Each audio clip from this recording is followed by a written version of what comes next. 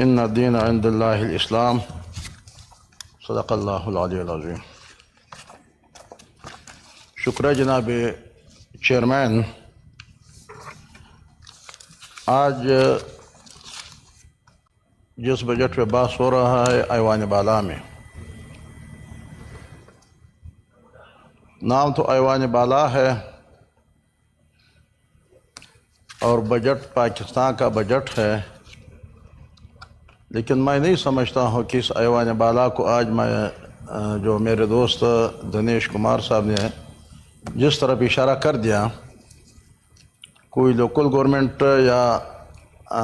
اس کا بجٹ اگر پیش ہو جاتا ہے بھی اتنی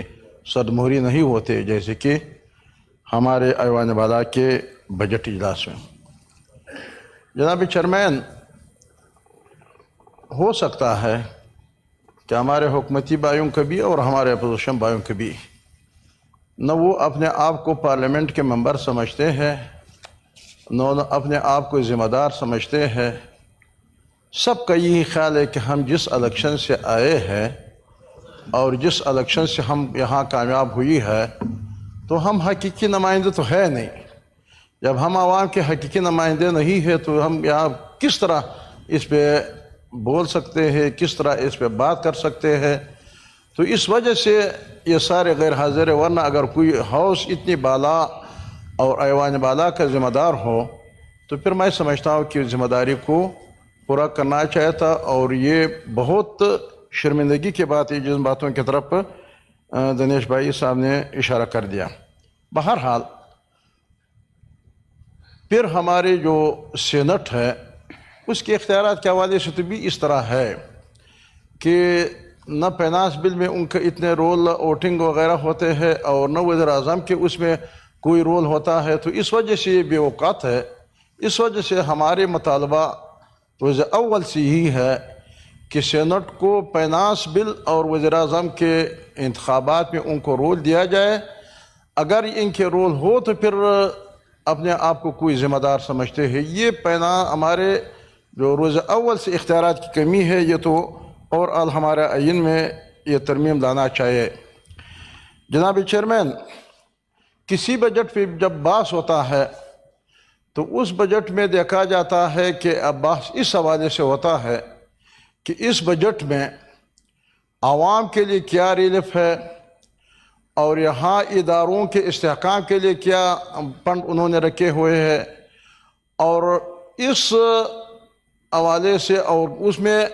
جو ہمارے بجٹ پہ جو بوجھ ہے اور خسارہ ہے انہوں نے کتنے کم کر دیے ہیں۔ تو بحث اس پہ ہوتا ہے اور تجاویز اس پہ دے سکتے ہیں کہ پچھلے بجٹ میں اتنی خسارہ تھا اور خزانے پہ بوجھ تھا،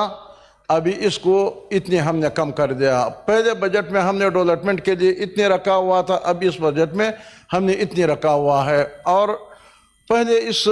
ترقی کے لیے یہ تھے۔ لیکن ابھی جناب چیئرمین صاحب، جب 8,000 بجٹ خسارہ ہو اور ملک اتنے مقروض ہو کہ 40-50 ہزار ارب ڈالر سے زیادہ مقروض ہو، تو اب اس مقروض ملک کے بجٹ میں آپ کیا تجویز دے سکتے ہیں اور آپ کیا وہ رائے دے سکتے ہیں کہ اس میں ہونا چاہیے، اس میں نہیں ہونا چاہیے؟ پھر بھی اگر کچھ جب ہو، جناب اسپیکر، پورا ملک کے مسئلے تو شاید ہم اس وقت ڈسکس نہیں کر سکتے ہیں، لیکن بلوچستان کے حوالے سے اگر اس ہاؤس کو اور اگر ہمارے منسٹر حضرات ہوتے تھے یا ہمارے بیوروکریسی ہوتا تھا ادھر، تو ہم ان کو یہ توجہ ان کا مبذول کرا سکتا تھا بلوچستان کے حالات کے حوالے سے۔ اس بجٹ میں یا اس ملک کے اندر ڈیولپمنٹ کے لیے ایک سے ایک جو منصوبہ تھا، وہ جو شروع تھا، وہ بھی گزشتہ دور حکومت میں تو بند ہو گیا۔ لیکن سی پیک کے اصل معاملے پہ اگر جائے تو سی پیک گوادر بندرگاہ ہی کی وجہ سے چائنا پاکستان کوریڈور اور وہ اپروو ہو چکے تھے۔ لیکن جناب چیئرمین، بلوچستان کے عوام کے لیے یہ 15 سال 20 سال سے ہی باتیں ان کو سنایا جا رہا ہے کہ سی پیک ہے اور سی پیک ہے اور بلوچستان کو ہم سی پیک دیا جاتا ہے۔ لیکن جناب چیئرمین، آپ خود بلوچستان کا رہنے والے ہیں۔ تو آپ مجھے بتائیں کہ سیفیک کے حوالے سے جس پروجیکٹ کا نام سیفیک ہے، بلوچستان چائنا بلوچستان پاکستان کوریڈور جس کا نام ہے، ایک انٹ بھی آپ بتا سکتے ہیں کہ وہاں ان کا ایک انٹ بھی وہاں ابھی تک رکھا ہوا ہے تو گوادر کی وجہ سے پورے دنیا میں یہی کام کرتے ہیں کہ ہم گوادر بندرگاہ ایک بہت بڑا بندرگاہ بنا رہا ہے، اور اس لیے ہم نے وہاں انہوں نے یہاں ہمارے یہ کوریڈور کی منظوری دے دیا، لیکن اب تک یہاں 62 یا 63 ارب ڈالر یا اس سے زیادہ خرچ ہو چکے ہیں، لیکن بلوچستان میں ابھی تک ایک پائی بھی خرچ نہیں ہوا ہے۔ کبھی ایشین ڈیولپمنٹ بینک کے جو قرض جات ہے اس کو سیفیک کے نام دیا جاتا ہے، کبھی ورلڈ بینک کے جو اسکیم وہاں آئے قرضہ آئے ہیں اس کو سیفیک کا نام دیا جاتا ہے، لیکن چائنا پاکستان کوریڈور کے حوالے سے 1 روپیہ وہاں خرچ نہیں ہوا ہے۔ لیکن جناب چیئرمین، اگر ہم توجہ مبذول کرائیں گے، اور تاریخ کے حوالے سے آپ کو یاد ہے کہ میاں نواز شریف صاحب کا حکومت تھا، اور اس میں آل پارٹیز کانفرنس ہوا، اور اس آل پارٹیز کانفرنس میں تمام سیاسی جماعتی شریک تھے، اور اس آل پارٹیز کانفرنس نے تمام جماعتوں نے اتفاق رائے سے یہ فیصلہ کر دیا کہ سب سے پہلے مغربی روڈ جو گوادر سے ہوتے ہوئے اور قلات اور قلعہ سپلا جوب اور ڈیرہ اسماعیل خان سے نکلتے ہوئے پنجاب کو ملاتے ہیں، سب سے پہلے یہ تمام سیاسی قیادت کا، تمام سیاسی جماعتوں کا یہی ایک فیصلہ تھا۔ لیکن بدقسمتی سے افسوس ہے کہ اس وقت کے حکومت نے بھی اس عمل درآمد نہیں کر سکا جو میاں نواز شریف صاحب کے حکومت تھے، اور اس کے بعد جب عمران خان صاحب کی حکومت آئے اس پہ بھی عمل درآمد نہ کرا سکا، اور اب جو 2024 پہ ہم پہنچے تو کہتے ہیں کہ کوریڈور سیفیک تو بند ہو گیا ہے، کوئی ایک حکومت پہ ذمہ دار ٹھہراتے، کوئی دوسرے حکومت کو ذمہ دار ٹھہراتے، لیکن بلوچستان کے لوگ کہاں جائے؟ بلوچستان کے لوگ اپنے اس مسئلے کو کس ایوان میں، کس دروازے پہ پہنچا دیا جائے؟ جب اتنی بڑی سطح پہ ایک آل پارٹیز کانفرنس ہو جاتے اور تمام سیاسی قیادت اس بات پہ ایک فیصلہ کر لیتے ہیں، لیکن اب ہم کس سے پوچھیں، کس شخص سے پوچھیں، کس ایوان میں پوچھیں، کس دروازے پہ ہم جائیں کہ بلوچستان کے لوگوں کے ساتھ یہ زیادتی کیوں ہوئی؟ لیکن جناب پھر جب میاں نواز شریف صاحب 2017 یا 18 سے پہلے جب آئے، جوب سے جب 1 روڈ انہوں نے 2 لائنہ روڈ ایک طرف 2 لائن دوسری طرف، یعنی موٹروے نہیں، موٹروے کی طرح ایک جیسے ایک چیز انہوں نے منظور کر لیا، اور ہمیں یہ بتایا گیا تھا کہ یہ تو فوراً بن جائے گی، اس پہ کوئی کمپرومائز پاکستان کے اندر جتنی بھی کسی بھی منصوبے کے لیے کچھ ہو یا نہ ہو، لیکن یہ روڈ بن جاتے ہیں۔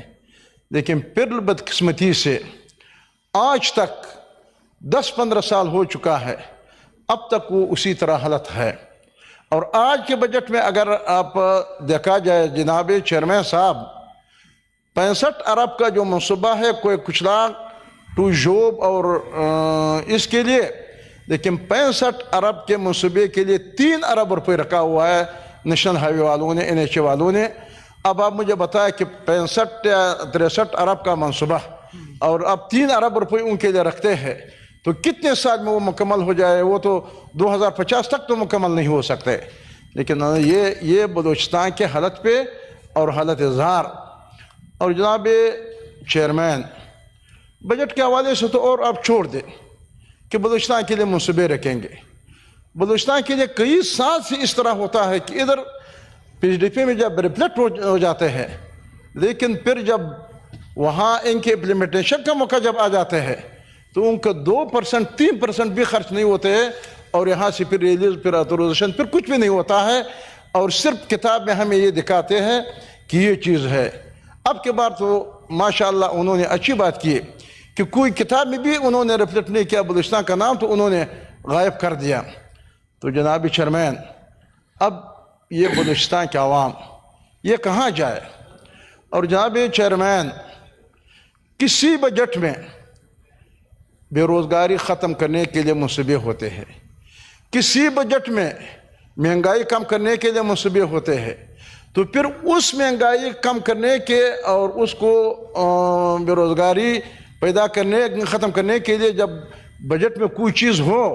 तो फिर अपोजिशन और हुकूमत और ऐवान के मेंबरान एक तजवीज़ दे सकते हैं क्या ये कम है या ये ज़्यादा है या इतनी इजाफा कर लो। जब आपके महंगाई कम करने के तो छोड़ दो, ख़त्म करने को तो छोड़ दो, कम भी करने के लिए कोई चीज़ नहीं रखा हुआ है। इसी बजट में टैक्सेस का जो भरमार है, जो महंगाई इजाफा हुआ है, बेरोज़गारी का ख़त्म करने का नाम निशान इसमें नहीं है। शायद जो रोज़गार पे है उनको भी बेरोज़गार कराना चाहते हैं। तो अब आप मुझे बताएं कि आपने जब एक मेंबर साहब को, दनीश साहब को कहा कि आप तजावीज़ दे दें, उस मेंबर साहब को आपने कहा कि आप तजावीज़ दे दें, हम क्या तजावीज़ इस पर दे सकते हैं? तो इस मुल्क में और इस बजट में तो ये बहुत शर्मिंदगी की बात है। तो हम समझते हैं कि हमारे सब का जिम्मेदारी है और हम इस पे बात कर ले कि भाई इस बजट को और तजावीज़ तो छोड़ दो, बजट पे पहले अपोजिशन और हुकूमत, सेनेट और कौमी असम्बली सब इस बात पे गौर कर ले कि इस मकरूज़ मुल्क को हम कब तक इस तरह चलाते रहे, जैसे कि दिनेश ने कहा कि सूद और सूद, सूद और सूद, सूद और सूद, तो कब तक हम इन कर्ज़ों पे और इस भीख को मांगते हुए दुनिया के सामने हम जाते हैं? तो क्या हम एक खुद मुख्तार मुल्क नहीं है? क्या हम एक आज़ाद मुल्क नहीं है? क्या हमारे हमसायों के साथ जो हमारे मुकाबला है, हमारे साइड पे हिंदुस्तान है, बल्कि जनाब चेयरमैन आप हिंदुस्तान को छोड़ो, वो तो बहुत बड़ी एक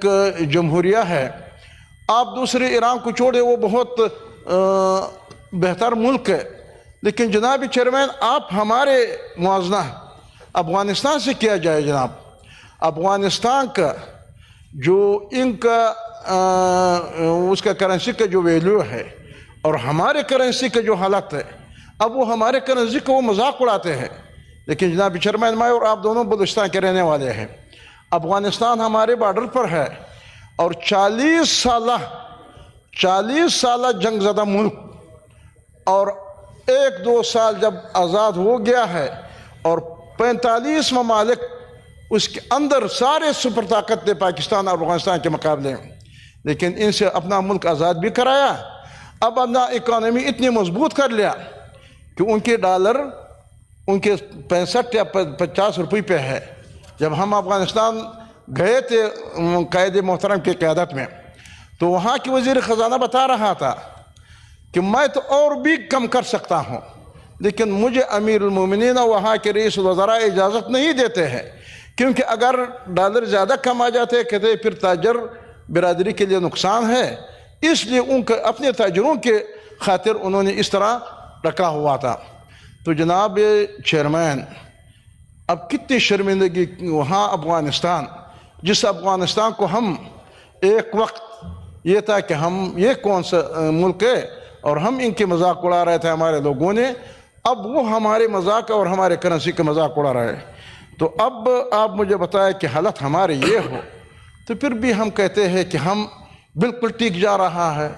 बिल्कुल हमारे मुल्क सही जा रहा है, क्यों हमारे ऊपर कोई उंगली उठाते हैं? मेरे ख्याल जनाब चेयरमैन इस पर गौर की बात है और गौर करना चाहे। जनाब चेयरमैन बलूचिस्तान के हालात, आप बलूचिस्तान में रोज़गार की क्या चीज़, वहाँ तो डेवलपमेंट हो नहीं, क्योंकि 2013 के बाद वहाँ जितनी भी हुकूमतें बने हैं उन्होंने डेवलपमेंट का दरवाज़ा बंद कर दिया, और अगर डेवलपमेंट जहाँ नहीं होते हैं तो रोज़गार के मौके कहाँ पैदा हो जाते हैं? वहाँ को लोग रोज़गार के लिए क्या हासिल कर सकते हैं? लेकिन वहाँ तो उन्होंने 2013 के बाद डेवलपमेंट ही का दरवाज़ा बंद कर लिया और अपने दरमियान में बंदरबांट होता जा रहा है। लेकिन जनाब चेयरमैन अब डेवलपमेंट वहाँ होता नहीं, मुलाजमत तो वहाँ है नहीं। अगर कुछ मुलाजमतें बजट में रखा जाता है तो आपको भी मालूम है, हमें भी मालूम है, पूरा पाकिस्तान के अंदर कि वो स्किल वाइज तौर पे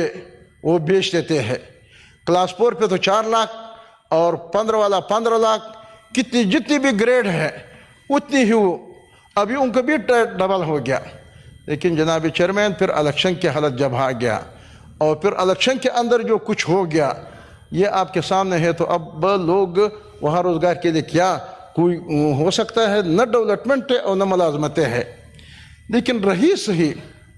وہاں روزگار کا ایک موقع۔ صاحب 10 منٹ میرے اور ذرا سن لے، یہ تو تجاویز ہے میرے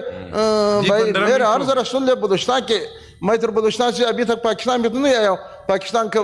مبارک ہو ان لوگوں کے، لیکن ہم ان غریب بلوچستان کی بات کرتے ہیں۔ میں کہا آپ کا ٹائم پورا ہو گیا نا، 10 میرے اور ذرا سننے جناب چیئرمین بجٹ کے حوالے سے تو ٹائم میں کچھ وہ ریزرویشن ہے، تو وہاں زراعت کا ایک ان کا روزگار کا ایک موقع ہے، لیکن بجلی آپ کو معلوم ہے کتنے 2 گھنٹے ان کو ملتا ہے۔ اب 2 گھنٹے سے وہ باغات کس طرح سیراب کر سکتے، اپنا زراعت کس طرح آگے بڑھا سکتے؟ اب تو انہوں نے ایک فیصلہ کیا ہوا ہے حکومت کہ 2 مہینے تک تو ہم آپ کو بجلی دیں گے، پھر سر سے ہم بجلی دیں گے نہیں، اور انہوں نے کہا کہ ہم سولر پہ لائیں گے، سولر پر وہ تو نہیں دے سکتے، یہ تو ہمیں یقین ہے کہ پاکستان ابھی تک کہ ان کے پاس کچھ ہے نہیں تو کیا دے پائیں گے۔ تو جناب چیئرمین جب وہ بھی نہیں ہے اور زراعت کے حالت اور بجلی کے مہنگائی کے حالت اور بجلی نہ ہونے کی وجہ سے وہاں زراعت کے شعبہ تو تباہ ہو گیا۔ پھر دوسرا رہی صحیح بارڈر کے جو حالات تھے، ان کا ذرائع معاش اور ان کے ذرائع روزگار بارڈر تھے، تو جناب چیئرمین شرم اور افسوس کی بات ہے، ہمارے چمن کے بھائی کتنی پرامن 8 مہینے، میں سمجھتا ہوں کہ 8 مہینے، اور اتنی زیادہ ہزاروں لوگ روزانہ وہاں دھرنے پہ بیٹھے اور پرامن بیٹھے ہوئے تھے، اور اس میں سب سے بڑا کردار جمعیت علماء اسلام کے ہے، کیونکہ وہاں ان کے دھرنے کا جو امیر ہے وہ امیر جمعیت علماء اسلام ہے، لیکن ہم نے لوگوں کو اس طرح پرامن بٹھا کے رکھا ہوا ہے۔ لیکن دھرنا کس لیے ہوتا ہے؟ دھرنا تو دہشت گردی نہیں ہوتا ہے، ایک پرامن احتجاج ہے، اور اپنے حکمرانوں سے یہ مانگتے ہیں کہ بھائی خدا را ہمارے روزگار کو بند نہ کیا جائے، جو 75 سال سے ہمیں جو کچھ ملتا ہے اسی راستے پہ ہمیں چھوڑ دیا جائے، اور ہمارے حقوق کو سلب نہ کیا جائے۔ اور وہ لوگوں کو تو آخر جا کر کے ان پہ گولیاں بھی چلائی، ان کو وہاں شہید بھی کر دیے گئے، لیکن پھر بھی وہی لوگ پرامن ہے، پھر بھی وہی لوگ اسی طرح آرام سے بیٹھے ہیں۔ تو جب آپ ان کو روزگار، جو ہزاروں لوگ اس کا روزگار کا بارڈر کا جو آنا جانا تھا، آپ نے جب بارڈر بند کر دیا، اسی طرح ماشکل بارڈر بند ہے، اسی طرح ملک کے دوسرے حصوں میں جو بارڈر کی صورتحال ہے وہاں بھی تو روزگار کچھ نہ کچھ تھے، وہاں بھی وہ بھی ختم کر دیا، جب زراعت بھی ختم ہو گیا، جب بارڈر بھی آپ نے بند کر دیا، اور وہاں تعلیم کے کوئی موقع تو ہے نہیں، تو اب ان حالات میں کسی بجٹ پہ اگر کوئی یہ کہے کہ میں اس بجٹ کو کیوں مخالفت کر لو اور کیوں یہ بجٹ پہ بولنا، تو میں سمجھتا ہوں کہ حکومت کے لیے اور حکومتی بینچوں کے لیے اور حکمرانوں سے ہماری ہی گزارش ہے، ہم مخالفت برائے مخالفت نہیں کرتے۔ بلوچستان کی حالت تباہال، بلوچستان کوئلے کے تو آپ خود آپ کو معلوم ہے، ابھی لوگ تیسرا جو معدنیات نکالنے کا جو مزدوری کرتے ہیں عام لوگ، اب مزدوروں کو وہاں نہیں چھوڑ رہے، اور دکئی آپ کے سامنے ہے کہ دکئی بھی بند ہو گئی۔ تو اس حوالے سے میں جناب چیئرمین صاحب ان تجاویز تو اور تو چھوڑ دے کہ ہمارے وجہ سے، مجھے یقین ہے کہ ہمارے وجہ سے نہ پی ڈی پی میں کوئی تبدیلی آ سکتے، اس تقریر کی وجہ سے جو ایوان میں، نہ بجٹ میں کوئی تبدیلی آ سکتے، لیکن میں سمجھتا ہوں کہ یہ جو موجودہ وہاں حالات ہے امن امان کے حوالے سے، بلوچستان کو کم از کم امن امان تو کنٹرول کر لے، اور جب تک کوئی حکمران اسلام کے حوالے سے جب کسی قوم کو امن نہیں دے سکتے تو وہ حق کی حکمرانی نہیں رکھتے ہیں۔ اور اس حوالے سے جو ہمارے بجٹ کے جیسے کہ سود کے حوالے سے جو ایک ہندو اور ایک اقلیتی رکن نے ذکر کر دیا، تو ہم مسلمان اس پہ تو اپنے قرآن پہ تو ہمیں ایمان، اور یہ ہمارے بدبختی اور بدقسمتی اسی وجہ سے ہے کہ ہمارا بجٹ مسلسل جو سودی نظام کے پہ چل رہا ہے، تو اسی وجہ سے ہم اس دلدل میں پھنستے جا رہا ہے۔ لہٰذا میں اپنا اور جناب چیئرمین پلٹ کے حوالے سے جو ہمارے دوستوں نے سندھ کے بھائی نے بھی ذکر کر دیا، بلوچستان کے جو وہاں 2022 میں جب وہاں پلٹ آئے اور فلڈ کی وجہ سے لوگ جو تباہ ہو گئے، ان کے گھر، ان کے ذمہ داری، ان کے سب کچھ تباہ ہو گئے، اب تک ایک بھی پائی کسی کو نہیں ملا ہے۔ تو جناب چیئرمین، یہ سارے مسائل ہے، اور پاکستان یہ مدحستان ہے۔ تو اب اللہ اس پاکستان پہ رحم کر لے، اور اللہ ہمیں اتنی شعور دے دیا جائے کہ ہم عوام کے طرف اور عوام کے طرف ہمارے توجہ ہو جاتے ہیں، اور اپنے ذات سے ہٹ کے۔ لیکن اگر ہم اس طرح ہر ایک اس پہ چشم پوشی کرتے ہیں تو اس ملک کو تو اللہ ہی حافظ۔ وآخر دعوانا ان الحمدللہ رب العالمین۔